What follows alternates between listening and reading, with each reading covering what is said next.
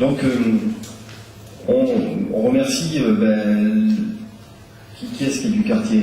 Il y a Jean-Pierre qui habite ici. Et on va parler un petit peu de choses plus générales et aussi d'applications locales dans ce quartier. On a une trame générale qui est celle de les grandes lignes de notre programme. Cela dit, notre programme, on le détaillera.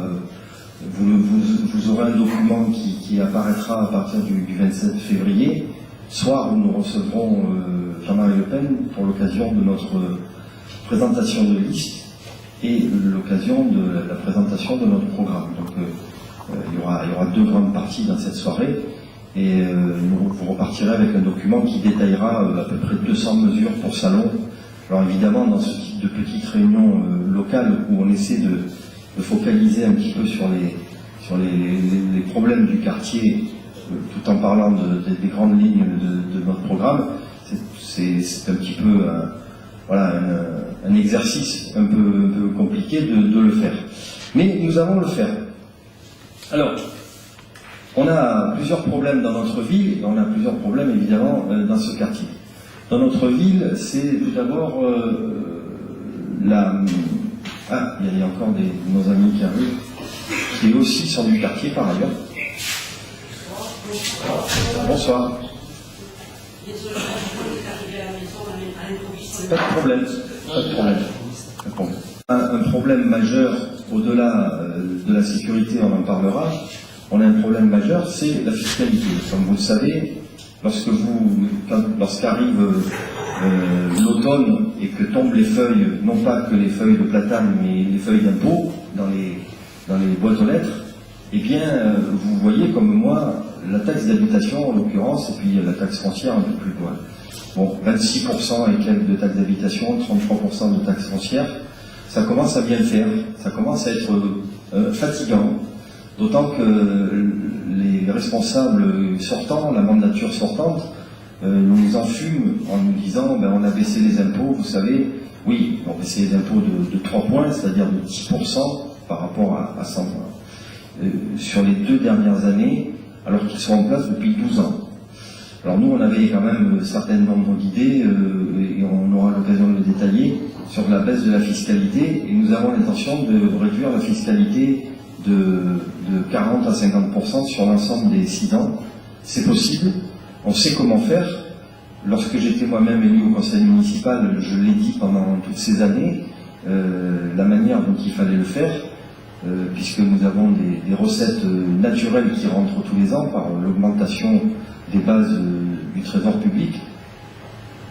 La ville est responsable uniquement du taux qui est appliqué sur la base locative. Hein. La base locative, c'est les services fiscaux, c'est le trésor public qui les applique. Donc, la base locative, elle augmente tous les ans, arbitrairement, parce qu'ils n'ont pas le temps de faire des recensements, évidemment. Donc, il y a 2 à 3 millions d'euros qui rentrent sans toucher rien du tout. Ben, moi, j'avais dit pendant des années, lorsque j'ai été élu, ces millions d'euros, c'est 1, 2, 3 millions d'euros, il faut l'affecter à la baisse des impôts. Si on l'avait fait pendant 12 ans, on aurait ramené la fiscalité, en tout cas la taxe d'habitation, à peu près 14-15%, j'ai fait le calcul, c'est-à-dire à la moyenne du département. C'est important. C'est important parce qu'on aurait laissé la moitié des impôts locaux dans la poche des salonnés. Et donc, le circuit économique étant ce qu'il est, je pense que nos concitoyens l'auraient réinjecté par la dépense dans le commerce local essentiellement. Et donc, le circuit aurait pris un peu plus d'air dans les poumons. Voilà. Alors, ça c'est un point important de notre programme, on aura l'occasion d'en reparler. Le deuxième point, sur lequel, point noir de la municipalité sortante, c'est moins qu'on puisse dire, c'est la sécurité. D'ailleurs, j'en veux pour preuve que nos amis ont essayé de faire leur travail de militants cet après-midi à la Monac. Donc c'est pas ce quartier-là, mais c'est pareil, c'est le salon. Ils n'ont pas pu rentrer. Voilà. Au bout de 3 minutes, ils ont été repérés par des jeunes, comme disent les bien-pensants, de la bobocratie, et ils n'ont pas pu rentrer, ils n'ont pas pu rester. Ils se sont tout de suite fait invectiver, ils n'ont pas pu rester. Et comme là-bas, vous savez comment c'est fait, c'est enclavé, hein, c'est totalement enclavé, eh bien, ils sont partis, c'est-à-dire qu'ils ont suivi mes consignes, hein, de ne pas risquer de prendre des mauvais coups. Voilà. Alors, le quartier Michelet, Aire de la Dîme, n'est pas exempt, hein, de ces problèmes. C'est dommage qu'il ne soit pas venu ce soir, mais bon, il viendra nous voir quand il sera rebraqué une autre fois, notre ami, c'est pas grave. Hein, on sera là quand même pour le soutenir. Je crois que le tabac ici a été braqué 3, 4 ou 5 fois. Hein, en tout cas, pendant une année, il a été braqué 2 fois d'affilée. Donc ça continue. C'est pas la faute à quoi que ce soit. On peut agir, on doit agir. Et nous voulons agir en sécurité. D'abord en doublant l'effectif sur les 6 ans de la police municipale. Et puis, en installant un poste de police municipale par quartier qui serait ouvert et qui serait efficace, en tout cas, 24 heures sur 24.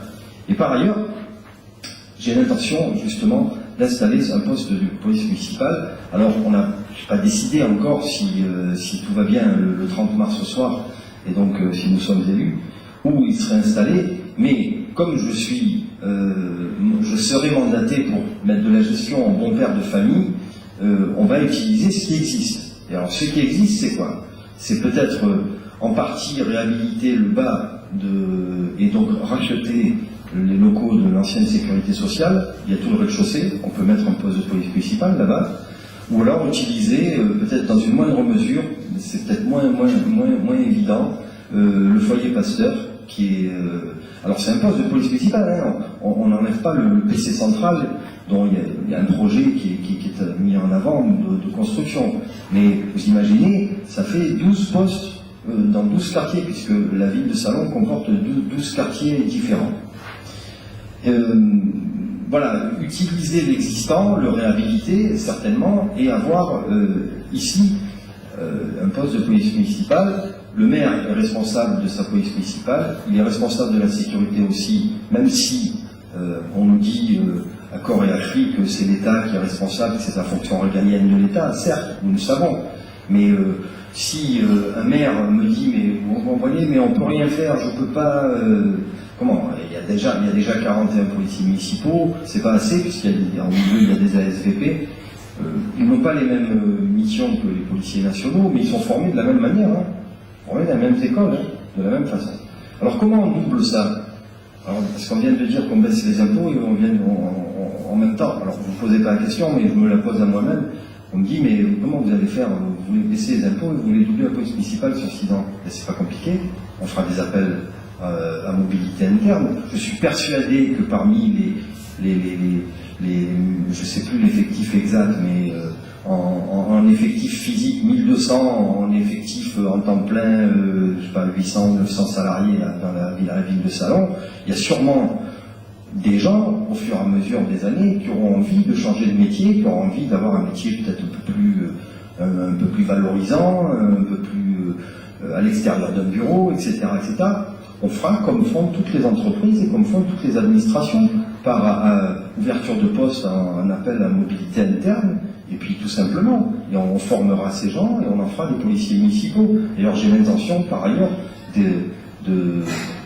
comment dirais-je, d'enlever, d'éradiquer ces ASVP là qui servent pas grand-chose, entre nous soit dit, à part nous mettre des PV. Et si certains d'entre eux ont la volonté et ont la capacité de l'être, en faire des policiers municipaux, ça sert à rien, je veux dire. Hein, si c'est uniquement des adjoints de sécurité de voie publique, avec pas beaucoup de prérogatives, à part mettre des PV à nos concitoyens, qui le méritent bien souvent. J'en fais partie, je vous rassure, je les paye, je les fais pas sauter, je les mérite. Donc, je suis un bon citoyen, quand je me prends une prune, je la paye. Mais il est vrai que c'est pas c'est pas sécurisant. Il faut des gens qui soient compétents. Donc voilà déjà une idée qu'on peut décliner au niveau local, au niveau du quartier. Alors, puisque je suis sur le quartier et sur la sécurité, avant de reprendre le programme général, il y a quand même un problème majeur tu le sais bien, ici, c'est l'entrée c'est la circulation. Voilà. C'est insupportable. Je veux dire, c'est insupportable pour les habitants du quartier, c'est insupportable pour les salonnés qui rentrent du travail aussi. Alors c'est une zone de transit aussi. Donc tous les soirs, tous les midis, même dans la journée d'ailleurs, c'est un embouteillage incessant. Vous vous rappelez qu'il y a un serpent de mer ou une arlésienne, je ne sais pas, on est sur la route d'Arles, donc c'est une arlésienne sûrement, qui était le contournement de la ville de Salon. Le projet existe toujours. Alors il est légèrement modifiable. Il y avait deux circuits différents, enfin deux schémas différents. Il y en avait un grand contournement assez loin, bien avant l'hippodrome, si je me souviens bien. C'était un grand projet. Et puis il y avait un contournement différent qui passait différemment et qui est toujours d'actualité par contre celui-là. Et ça fait, je sais pas, mais ça fait 30 ans 35 ans que j'en entends parler. Aujourd'hui, il est grand temps de 35-40, il est grand temps de mettre les institutions responsables de ce genre de problème, enfin de projet devant leurs responsabilités, à savoir le Conseil général des Bouches-du-Rhône, puisque c'est sa responsabilité, les routes. Que fait le conseiller général du canton? Je vous rappelle que le conseiller général, c'est le maire sortant. Donc, il n'a pas été bon sur la sécurité, il n'a pas été bon sur la fiscalité, mais il est mauvais en tant que conseiller général. En tout cas, à ce niveau-là, je vous rassure, si ça n'avait pas été lui et s'il y a un autre prétendant, compte tenu de ce que je connais de leur vision politique, je ne sais pas s'ils auraient fait mieux. Et voilà. Donc, et après tout, c'est normal que nous mettions en avant nos propres idées. Mais je crois que c'est un problème majeur. Alors, j'ai eu l'occasion de rencontrer le président du CIQ. Je n'ai pas rencontré la nouvelle présidente du CIQ des Herbaliers. Elle aurait pu venir s'informer ce soir. Bon, on la verra quand on sera élu. On lui rappellera que c'est intéressant, d'ailleurs, puisque moi j'ai l'intention de renforcer les actions des comités d'intérêt de quartier et de les doter d'un vrai budget annuel, de façon à ce qu'il y ait un lien encore plus évident entre la population et la municipalité. Je ne suis pas pour des conseils de quartier, ça me gêne, parce que les conseils de quartier, ce sont des vrais faux conseillers municipaux. Non, il faut que les gens passent le suffrage universel. Par contre, les comités d'intérêt de quartier, avec des personnes qui sont dûment élues en leur sein et qui ont les moyens, parce qu'en fait, le problème, c'est qu'elles n'ont pas de moyens, c'est d'animer.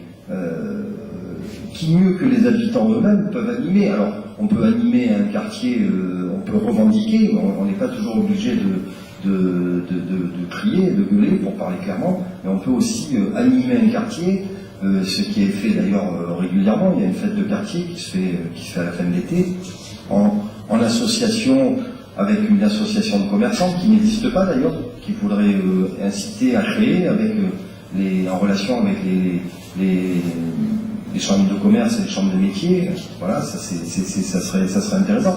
Et donc, tout ce monde, on sait très bien que le bénévolat et le fait de se donner un peu de son temps, ben, c'est de plus en plus compliqué, de s'impliquer dans la vie locale. Et peut-être que d'ailleurs, dans ces comités d'intérêt de quartier, on trouverait une ressource de futurs élus qui seraient au fait des problèmes de la ville, du quartier, et qui pourraient intégrer dans le futur des équipes municipales. Voilà, moi je crois qu'il c'est important de redonner et de pas focaliser uniquement sur un ou deux quartiers, où en mettant des moyens énormes, on n'a rien résolu. Je pense au Canot, en l'occurrence, on n'a rien résolu, c'est moins compliqué de dire. Donc, j'ai le sentiment, pour parler aux habitants d'ici, de cette grande zone Michelet, Batignolles et Vert de la Ligne, j'ai le sentiment que vous êtes un peu les oubliés quand même, de la ville de Salon. Et si on est là ce soir, c'est bien dommage que nos concitoyens ne se soient pas déplacés, vous le leur direz, mais je crois vraiment que vous êtes... alors peut-être qu'il doit y avoir une frontière invisible, dû au passage à niveau. Vous savez, pour la petite histoire, comment ça s'est passé, le passage souterrain, le passage Louis Philibert. En fait, la voie était une voie nationale, c'était une route nationale. Donc il fallait passer sous le chemin de fer, sous les rails, comme c'est le cas à Miramas. Et à l'époque, le maire de l'époque a voulu accélérer les choses. Il a considéré que si l'État était trop long, et donc il a, alors que cette voie-là était une voie départementale. Je ne sais pas si vous vous rappelez, il y avait un tout petit passage avec un pont et des poutres métalliques. D'ailleurs, à l'époque où on collait en sauvage, je reconnais qu'on l'avait assez tartiné, ce truc, en termes d'affichage. Bon, c'était pas très joli, mais bon. Et cette voie qui était sur le côté était une voie... Mais c'est une aberration. Vous reconnaîtrez que c'est une aberration quand même. Hein. Je veux dire, c'est un foutoir immonde tous les matins et tout le temps. Donc il aurait fallu, effectivement, passer, attendre un petit peu et passer sous... Mais pour des raisons électoralistes, en tout cas, le maire de l'époque a voulu agir comme ça. Comme c'est le cas d'ailleurs pour la place Morgan, pour des raisons électoralistes, en l'occurrence. C'est une parenthèse parce qu'il aurait fallu peut-être faire le parking souterrain avant de faire la grande place et non pas l'inverse. Voilà, on aura l'occasion d'en reparler quand on fera le CIQ du centre-ville et Morgan-Gare, mais je crois que c'était un problème important. Je reviens un peu aux points généraux. Je reviens un peu aux points généraux de notre programme, les grandes lignes, hein, bien sûr. Lutter contre le gaspillage et les dépenses fastueuses. Bon, il y a toujours des niches. C'est toujours plus facile, je reconnais, c'est toujours plus facile à dire quand on est en campagne, je suis honnête, que de le faire. Après, on est pris dans des choses qui sont quelquefois en dehors de ce qu'on voudrait. Bon. Mais je pense qu'il y a des niches d'économie. Puis il y a surtout des niches d'économie à faire dans le cadre pour révision de la fiscalité, etc., dans le cadre d'un audit, d'un grand audit. Quand on rentre dans un nouvel appartement, on fait l'état des lieux d'abord avant de signer le bail. Et bien là, on va faire l'état des lieux. On aura signé le bail avant, c'est tout, avec les salonniers en tout cas. Hein, et on fera un état des lieux des finances de la ville. On nous dit saine, mais on ne le sait pas. Hein. On nous dit pourquoi pas. On veut bien croire sur pièce. Surtout qu'il y a une opposition pendant cette dernière mandature qui s'est opposée à pas grand-chose. Ou qui a fait du vent, en tout cas, qui a fait de l'enfumage. Et s'opposer pour s'opposer, je ne suis pas d'accord non plus. Hein, voilà. Mais je pense qu'ils sont à peu près d'accord sur tout et que de temps en temps, ils ont fait semblant de s'engueuler. Donc c'est l'UMPS, hein, la liste Tonon comme la liste Isnar, c'est l'UMPS. On vit l'UMPS. D'ailleurs, sur l'une des listes, vous avez un type qui est Roux, qui est dans l'UDI, l'autre est au Modem, les deux étant normalement associés dans le nouveau centre, donc plus personne n'y comprend plus rien. C'est-à-dire que voilà, le nouveau centre était partout, sur la liste de Tonon, sur la liste d'Isnar. Enfin, nous, on est au Front National, hein, voilà, c'est clair, le Rassemblement Bleu-Marie. Et on a l'honneur et le plaisir de recevoir le président fondateur le 27 février. Donc nous, on est clair là-dessus. Assurer la transparence totale des critères de procédure d'attribution des logements sociaux. Alors ça, c'est important. C'est important parce qu'il y a beaucoup de gens qui recherchent un logement. Il y a 3500 demandes par an. Il y a 300 demandes qui sont satisfaites. Et on ne sait pas pour quelle raison telle famille ou telle famille qui arrive avant-hier dans le Cézou et souvent de très loin est prioritaire sur telle famille qui est là depuis des années et qui demande et qui est salonnaise, française, européenne et qui ne peut pas avoir l'appartement, ben on se demande. Donc si on y avait des critères non seulement clairs mais aussi des critères qui seraient ouverts, où il y aurait un compte rendu clair là-dessus au conseil municipal en disant voilà, tel logement a été attribué pour telle raison à telle famille, etc. etc. Je vous assure que sans rajouter une loi de plus, ou certains dans beaucoup de communes seraient tentés de réfréner leurs ardeurs, en tout cas de s'auto-censurer, parce que nous savons très bien dans 70 à 80% des cas à qui sont attribués les logements. On le sait très bien. La preuve en est, il n'y aurait pas des zones de ghettoisation, entre guillemets, si ces logements n'étaient pas attribués à un certain type de population. Il y aurait une mixité d'origine, une mixité sociale. C'est pas le cas. On est bien d'accord. Là-dessus, c'est pas la peine de réfléchir 40 ans. On a une vision, il suffit de regarder, d'écouter, de voir les choses. Donc, c'est important ça, parce que c'est vraiment du domaine de la commune, de toutes les manières.